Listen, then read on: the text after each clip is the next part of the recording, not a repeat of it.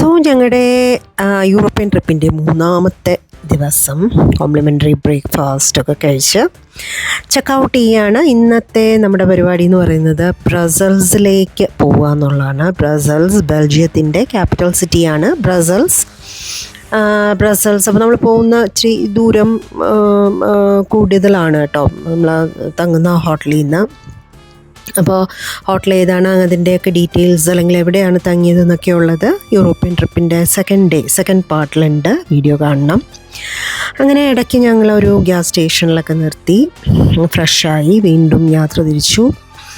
അപ്പോൾ ബെൽജിയത്തിൻ്റെ capital city Brussels ഒരുപാട് ഹിസ്റ്റോറിക്കലായിട്ടുള്ള പ്ലേസസും അതുപോലെ തന്നെ ഫുഡും അതുപോലെ ഒത്തിരി ആർക്കിടെക്ചറൽ ലാൻഡ്മാർക്സും ഒക്കെയുള്ളൊരു സ്ഥലമാണ്. അതിൽ ചിലതൊക്കെ യുനെസ്കോ രജിസ്ട്രേഷൻ ഉള്ളതുമാണ് കേട്ടോ.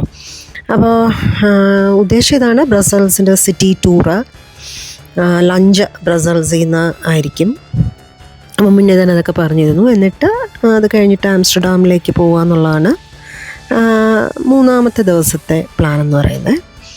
അപ്പോൾ സിറ്റി ടൂറ് അടിപൊളിയായിരുന്നു. കാര്യം നല്ല നീറ്റ് സിറ്റി. അത് നമ്മൾ വന്നിട്ട് പാരീസിലും അതുപോലെ തന്നെ ഇവിടെ എത്തിയപ്പോഴും എല്ലാം നമുക്ക് മനസ്സിലായ ഒരു കാര്യം എന്താണെന്ന് വെച്ച് കഴിഞ്ഞാൽ നീറ്റ്നെസ്, നല്ല നീറ്റാണ് സിറ്റി. അപ്പോൾ ഞങ്ങളങ്ങനെ ഒരു ഹോട്ടലിൽ, ഞങ്ങൾക്ക് നേരത്തെ തന്നെ ബുക്ക് ചെയ്തിരുന്നൊരു ഹോട്ടൽ ബ്രസൽസിൽ. പക്ഷേ എന്താ വെച്ച് കഴിഞ്ഞാൽ ഹോട്ടലിൽ നല്ല തിരക്കുണ്ടായിരുന്നു. അപ്പോൾ നമ്മൾ കയറുമ്പോൾ തന്നെ ആ എൻട്രൻസിൽ തന്നെ ഒരു വല്ലാത്തൊരു സ്മെല്ലുണ്ടായിരുന്നു. അപ്പം അതെന്താന്നൊക്കെ പറഞ്ഞെന്നൊക്കെ നമ്മൾ നോക്കിയപ്പോൾ മനസ്സിലായി, അത് ഈ മസൽസ്, ഈ കക്ക വിഭാഗത്തിൽ വരുന്ന എന്തോ ഒരു ജീവി. ഞാൻ പിന്നെ വെജായതുകൊണ്ട് എനിക്ക് അതിനെപ്പറ്റിയൊന്നും വലുതായിട്ട് ഗ്രാഹ്യമില്ല. പറഞ്ഞത് കേട്ടിട്ടുള്ളൊരറിവ് വെച്ച് പറയുവാണെങ്കിൽ എന്താ കക്ക അങ്ങനെ കഴിക്കുമല്ലോ. അപ്പോൾ അതൊക്കെ ഇങ്ങനെ ആൾക്കാർ കഴിച്ചപ്പോൾ അതിൻ്റെ ഒരു സ്മെല്ലാണ്, ഒരു അൺപ്ലസൻറ്റ് സ്മെൽ. മേ ബി കഴിക്കാത്തവർക്കായിരിക്കും അത് അൺപ്ലസൻറ്റ് സ്മെല്ലായിട്ട് തോന്നുന്നത്. എന്തായിരുന്നാലും നമ്മൾ സ്റ്റെപ്പൊക്കെ കയറി അപ്സ്റ്റേഴ്സിലായിരുന്നു നമ്മുടെ ലഞ്ച് അറേഞ്ച് ചെയ്തിരുന്നത്. ശരിക്കും പറഞ്ഞു കഴിഞ്ഞാൽ യൂറോപ്യൻ ട്രിപ്പിൽ വെജിറ്റേറിയൻസിന് ഫുഡിൻ്റെ കാര്യത്തിൽ കുറച്ച് പ്രോബ്ലമാണ്. കൂടുതലും ഇവിടുത്തെ ഹോട്ടലുകളിൽ പ്രത്യേകിച്ച് ലോക്കൽ ഫുഡൊക്കെയാണ് കഴിക്കുന്നതെങ്കിൽ കൂടുതലും നോൺ വെജാണ്. വെജിറ്റേറിയൻസിൻ്റെ കാര്യം ശോകമാണ്. അപ്പോൾ ബ്രസൽസിലെ ഈ ഹോട്ടലിൽ നമുക്ക് കുറച്ചൊന്ന് വെയിറ്റ് ചെയ്യേണ്ടി വന്നു. അപ്പോൾ എല്ലാം നോൺ വെജുകാരാണ്. അപ്പോൾ നമ്മുടെ ഗ്രൂപ്പിലുള്ള എല്ലാവരും, നമ്മുടെ ഗ്രൂപ്പിൽ 3 പേര് മാത്രമേ വെജിറ്റേറിയൻസ് ആയിട്ടുണ്ടായിരുന്നുള്ളൂ. അപ്പോൾ ഞങ്ങൾക്ക് തന്ന ഫുഡ് കണ്ടോ, വെജിറ്റേറിയൻ എന്തോ പൊട്ടറ്റോ ഒക്കെ ഇട്ടിട്ടൊരു കട്ട്ലറ്റും പിന്നെ പൊട്ടറ്റോ പുഴുങ്ങി മുഴുവനോടെ അങ്ങനെ വെച്ചിരിക്കുക. പിന്നെ ഡെസേർട്ട് കഴിച്ചാണ് നമ്മൾ സമാധാനിച്ചത്. നമ്മുടെ ഗൈഡ് വന്നു, കുറച്ച് ഫോട്ടോസൊക്കെ എടുത്തു. അങ്ങനെ ഗൈഡ് നമ്മുടെ സിറ്റി ടൂറ് ഗൈഡാണ് നടത്തി തന്നത്. അപ്പോൾ എല്ലാ കാര്യങ്ങളും വിവരിച്ചു പറഞ്ഞു തന്നു. ഞാൻ അതിലോട്ടൊന്നും പോകുന്നില്ല കേട്ടോ, കാര്യം ഇപ്പം ഗൂഗിൾ സെർച്ച് ചെയ്താൽ എന്ത് ഡീറ്റെയിൽസ് വേണോ നമുക്ക് കിട്ടുന്നതാണ്. അപ്പോൾ അത് കാരണം ഇതിനെ പറ്റിയൊന്നും ഞാൻ എൻ്റെ വീഡിയോയിൽ എക്സ്പ്ലെയിൻ ചെയ്യുന്നില്ല. എന്തായിരുന്നാലും നമുക്ക് ശരിക്കും നേരിട്ട് കണ്ട് മനസ്സിലാക്കി പോകുന്നതൊരു വ്യത്യാസം തന്നെയാണ്. നമ്മളിപ്പോൾ ഈ പറഞ്ഞ പോലെ ആരെങ്കിലും പറഞ്ഞു കേൾക്കുന്നതോ അല്ലെങ്കിൽ ഗൂഗിളിൽ നമ്മൾ നോക്കി മനസ്സിലാക്കുന്നതിലുപരി ശരിക്കും പോയി നേരിട്ട് കണ്ട കാര്യം. ഇതൊക്കെ കുറേ ഹിസ്റ്ററിയിലൊക്കെ കേട്ടിട്ടുള്ള കാര്യങ്ങളാണ്, ഈ പറയുന്ന ബിൽഡിങ്സും ഇതുണ്ടാക്കിയ രാജാക്കന്മാരും അവരുടെ ഫ്രീഡം ഫൈറ്റും അങ്ങനെയുള്ള കാര്യങ്ങളൊക്കെ. എന്തായിരുന്നാലും നല്ലൊരു എക്സ്പീരിയൻസ് ആയിരുന്നു കേട്ടോ സിറ്റി ടൂറ് ബ്രസൽസിൻ്റെ. അവരുടെ ആ ഒരു കൾച്ചറ്, അവരുടെ കൂടുതൽ ഹിസ്റ്റോറിക്കലായിട്ടുള്ള കാര്യങ്ങളും ഒക്കെ. ഇതെന്താണെന്ന് വെച്ച് കഴിഞ്ഞാൽ ഇതൊരു ഏഞ്ചലാണ്. അപ്പോൾ ഇതിനെ തൊട്ട് നമ്മൾ എന്താഗ്രഹിച്ചാലും നടക്കും എന്നാണ് അറിയാൻ സാധിച്ചത്. പിന്നെ അങ്ങനെ നല്ല തിരക്കുണ്ട് കേട്ടോ, കാര്യം ഇത് സീസണാണ്. അപ്പം ടൂറിസ്റ്റുകളുടെ നല്ല തിരക്കൊക്കെ ഉണ്ട്. അപ്പോൾ അങ്ങനെ പിന്നെ പൊട്ടറ്റോ, യൂറോപ്യൻ കൺട്രീസിൽ എവിടെ പോയാലും പൊട്ടറ്റോ മെയിനായിട്ട്. ഇവിടെ റൈസിനെക്കാളും കൂടുതൽ ഇവർ പൊട്ടറ്റോ യൂസ് ചെയ്യുന്നുണ്ട്. റൈസ് പലപ്പോഴും യൂസ് ചെയ്യാറില്ല എന്ന് തന്നെ തോന്നിയിട്ടുണ്ട്. തണുപ്പ്, നല്ല തണുപ്പാണ് കേട്ടോ.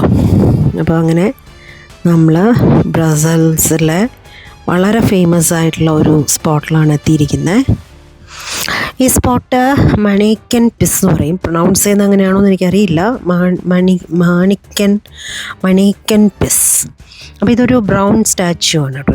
ഒരു ചെറിയ ആൺകുട്ടിയുടെ യൂറിനേറ്റ് ചെയ്യാണ്, അങ്ങനെ ഒരു ഫൗണ്ടനിലേക്ക് യൂറിനേറ്റ് ചെയ്യുന്നതായിട്ടുള്ളൊരു സ്റ്റാച്യു ആണ് ബ്രസൽസിൽ.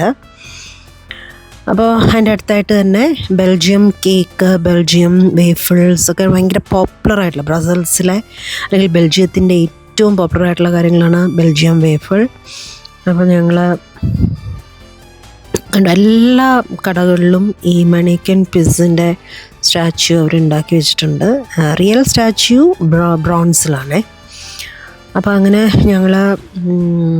ഞാൻ ചോക്ലേറ്റ് സ്ട്രോബെറി ചേർത്ത ഇതാണ് മേടിച്ചത് വേഫിള്. അത് വേഫിളും അതുപോലെ സ്ട്രോബെറി. അങ്ങനെ ഞങ്ങൾ അവിടെ അതെല്ലാം കണ്ട് ഞങ്ങൾ നേരെ ആംസ്റ്റർഡാമിലേക്ക് തിരിച്ചു. ഞങ്ങളുടെ ബസ്സിൽ ആംസ്റ്റർഡാമിലേക്ക് പോവുകയാണ്. അപ്പോൾ അതും കുറച്ച് ദൂരമാണ്. ഈ യൂറോപ്യൻ ട്രിപ്പിൽ നമുക്ക് കുറച്ചധിക സമയം നമുക്ക് ട്രാവൽ ചെയ്യാനുണ്ട്. കാര്യം ഓരോ സ്പോട്ടും തമ്മിലുള്ള ദൂരവ്യത്യാസം നന്നായിട്ടുണ്ടാവും. അപ്പോൾ വേറൊരു സ്പോട്ടാണ് ഇതിൻ്റെ പേര് അറ്റോമിയം എന്നാണ് കേട്ടോ. അറ്റോമിയം, ബ്രസൽസിലെ അറ്റോമിയം. എൻ്റെ എല്ലാം ഡീറ്റെയിൽസ് ഞാൻ ഡിസ്ക്രിപ്ഷൻ ബോക്സിൽ കൊടുത്തേക്കാം കേട്ടോ.